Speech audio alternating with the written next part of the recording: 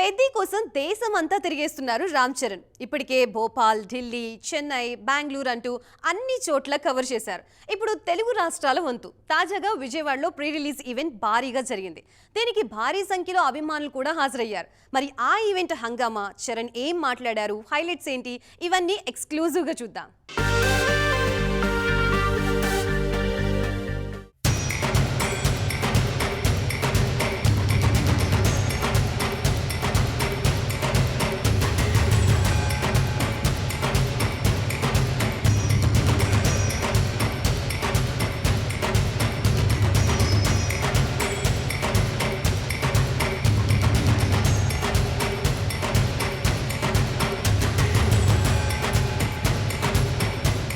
నా first movie ఈ ఊళ్ళో జరుపుకోవటం చాలా చాలా ఆనందంగా ఉంది.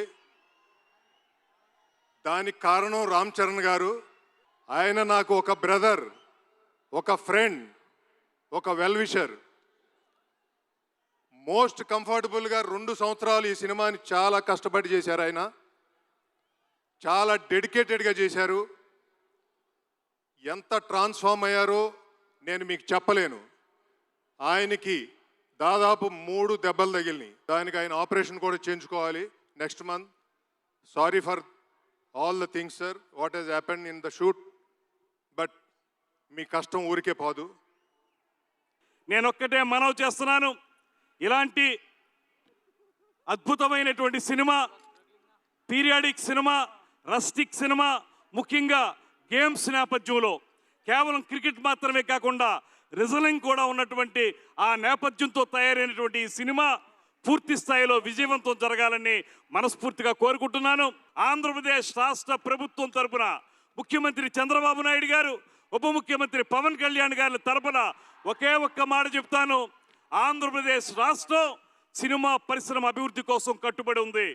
షూటింగ్ ఇక్కడ బాగా జరపండి, దాంతోపాటు మౌలిక సదుపాయాల కల్పన చేయండి. స్టూడియోలు కానీ, రికార్డింగ్ థియేటర్లు కానీ, రికార్డింగ్ థియేటర్లు కానీ ఇక్కడ నిర్మించండి. నిర్మాతలను ఆహ్వానిస్తున్నాం. సింగిల్ విండో ద్వారా మీకు అవకాశం కల్పించడానికి మేము సదా సిద్ధంగా ఉంటాం. ఈ ఫిల్మ్ చాలా స్పెషల్ ఉంది. ఈ సినిమాలో మెసేజ్ ఏంటంటే, నీ ఐడెంటిటీని, నీ జీవితానికి అర్థం ఏంటి అనేది కనుక్కోవడం. నా జీవితానికి మీనింగ్ ఏంటంటే మిమ్మల్ని ఎంటర్టైన్ చేయడం, పర్ఫామ్ చేయడం, సినిమాలు చేయడం. మేము చేసిన ఈ సినిమా మీకు బాగా నచ్చుతుందని ఆశిస్తున్నాను. పెద్ది అంటే ఒక కమర్షియల్ ఫిల్మ్లా కనిపిస్తుంది మీకు, కానీ ఇది కమర్షియల్ ఫిల్మ్ కాదు.